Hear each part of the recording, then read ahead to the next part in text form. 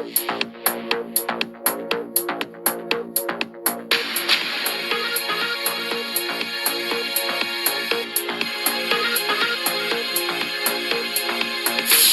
ጤና ይስጥልን ክቡራን የዩቲዩብ ቤተሰቦች፣ የሰዓቱን አጫጭር መረጃዎች እየቀርብ ያለው እስከ ፍጻሜው አብራችሁን ቆዩ።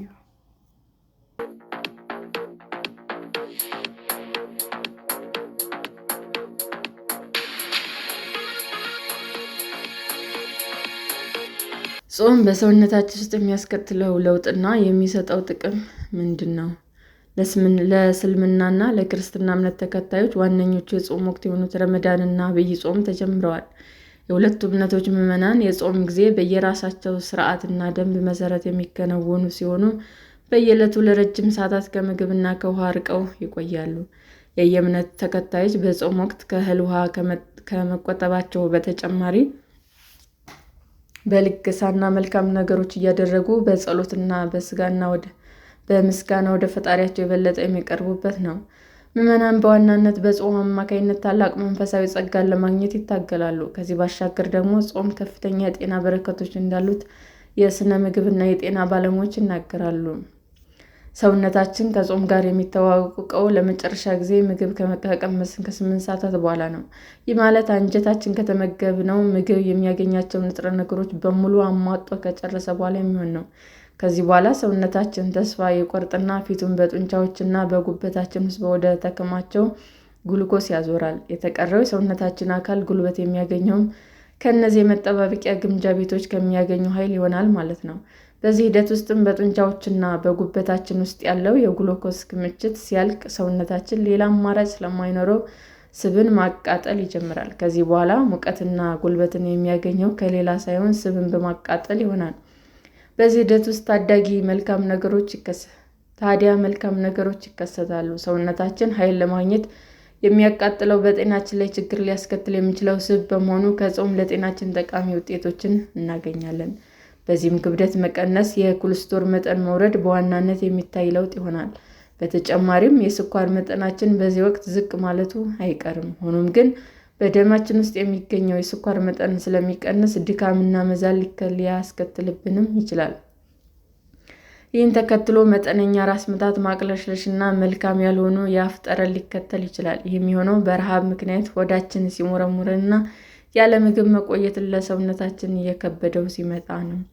ከ3 እስከ 7ኛ ቀን ሰውነታችን ጾምን እየተለማመደ ሲመጣ በውስጣችን የሚገኘው የስብ ክምችት እየተሰባበረ ራሱን ወደ የደም ስኳርነት ይለውጣል።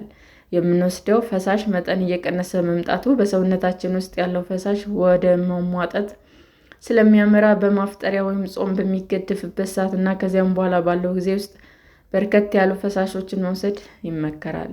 በጾም መግደፊያ ሰዓትም የምትወስዱት የምግብ መጠን ጉልበት ሰጪ የሆኑ ተመጣጣኝ ምግቦችን ማግኘት ጠቃሚ እንደሆነም የሥነ ምግብ ባለሙያዎች ይመክራሉ።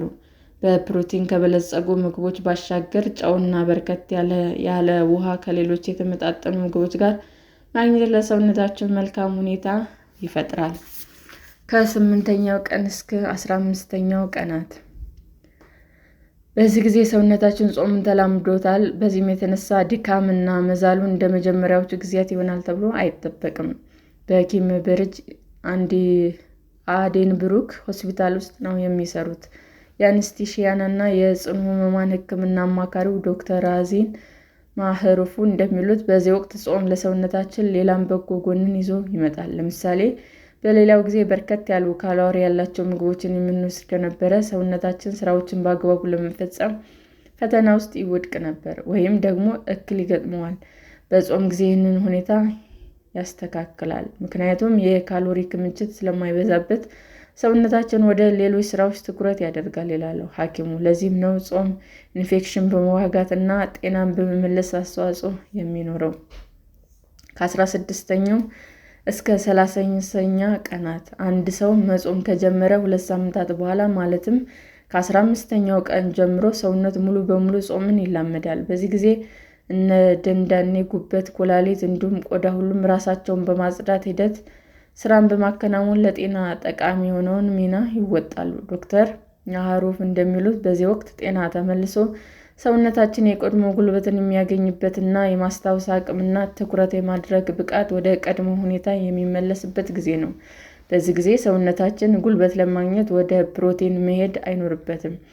ይህ የሚሆነው ብዙውን ጊዜ ረሃብ ሲሰማንና ሰውነታችን ከጡንቻዎች እየቀሰመ የሚወስደውን ምግብ ማዳን ሲጀምር ነው። በዚህ መንገድ የሚቀጥለው ቀን ለቀናትና ለሳምንታት በተከታታይ ሲጾም ነው። ስለዚህም በየትኛውም እምነት ተከታዮች ዘንድ የሚታዘዘው ጾም በየዕለቱ ለረጅም ሰዓታት ከተካሄደ በኋላ የሚጾሙዎች ሰውነት ለተለመደው እንቅስቃሴ ጉልበት ከምግብ እንዲያገኙ የመገደፊያ ወይም የማፍጠሪያ ስርዓት ዕድል ይሰጠዋል። በዚህ ምግብ ብቻ ሳይሆን በርከት ያለ ፈሳሽ በመውሰድ የጿሚዎች ሰውነት መልሶ እንዲያንሰራራ ዕድል ይሰጠዋል። ጡንቻዎች ውስጥ የሚገኙ የኃይል ክምችቶች ለመጠባበቂያነት እንዲቆዩ ይደረጋል። በዚህም ሳቢያ የተወሰነ ኪሎ ለመቀነስ ይረዳል።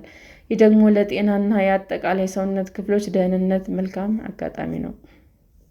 ጾም ጤናን ይጎዳል? የካብሩጆር አንዲ ብሩክ ሆስፒታል ሐኪም ዶክተር ማህሩፍ ጾም በጤና ላይ አሉታዊ ውጤት ይኖረው ይሆን ለሚለው ጥያቄ ምላሻቸው እንደ ሁኔታው የሚል ነው። እንደ እርሳቸው አመለካከት በርከት ያሉ ሁኔታዎች ጾምን ለሰውነታችን ጎጂም ጠቃሚም ሊያደርገው ይችላል። ጾም ለሰውነታችን መልካም የሚሆንበት አንዱ ምክንያት መቼ ምን መብላት እንዳለብን ትኩረት እንድናደርግ ስለሚያስችለን ነው። ሁለተኛ፣ ክብደታችን መቆጣጠርና የካሎሪ መጠን መወሰንን ያስችላል። ለወር ያህል መጾም እምብዛም የሚያመጣው የጤና እክል ባይኖርም ከዚያ በኋላ ግን ለተከታታይ ጊዜ ያለማቋረጥ መጾም ግን አስቸጋሪ ሊሆን እንደሚችል ሐኪሙ ሳይጠቁሙ አያልፉም። እንደ ሐኪሙ ማብራሪያ ያለማቋረጥ መጾም በቋሚነት ኪሎ ለመቀነስ አይረዳም። ምክንያቱም ከሆነ ጊዜ በኋላ ሰውነታችን ስብን ወደ ጉልበት መቀየር ያቆማል። ከዛ ይልቅ ፊቱን ወደ ጡንቻዎች ነው የሚያዞረው። ይህ ደግሞ ጤናማ አይደለም። ምክንያቱም ሰውነታችን ከሆነ ጊዜ በኋላ በመራብ ስሜት ላይ ስለሚቆይ ነው። ሐኪሙ እንደሚሉት እምነቶች ከመያዙት የጾም ጊዜ ውጭ መጾም እያስፈልግ እንኳ በሳምንት 2 ቀን ብቻ እያፈራረቁ መጾም በመደዳ ለተከታታይ ቀናት ከመጾም እጅግ የተሻለ ጤናማ ነው። ጾም በአግባቡ ከተጾመና በማፍጠሪያ መግደፊያ ሰዓት በቂ ፈሳሽ ማግኘት ከተቻለ ጠቃሚ የጡንቻ ክምችቶች ላይ ሳያቃጥል ኪሎ መቀነስ ስለሚያስችል የጤና በረከቱ ያስገኛል ይላሉ እኚሁ ሐኪም። ሰላም ጤና ይስጥልን ውድ የዩቲዩብ ቤተሰቦቼ እንዴት ናችሁ? አዲስ ጀማሪ ነኝና ሰብስክራይብ ያደረጋችሁ አበረታቱኝ። አመሰግናለሁ። ዩቲዩብ አድማጮቻችን ለሰዓቱ ያቀረብኩላችሁ አጫጭር መረጃዎች ይህንን ይመስል ነበር። በሌላ መረጃ እስክንገናኝ ሼር፣ ላይክ፣ ሰብስክራይብ እንዲሁም ቢቀርብልን የምትሉት መረጃ ካለ ኮሜንት እያደረጋችሁ ቸር ቆዩን።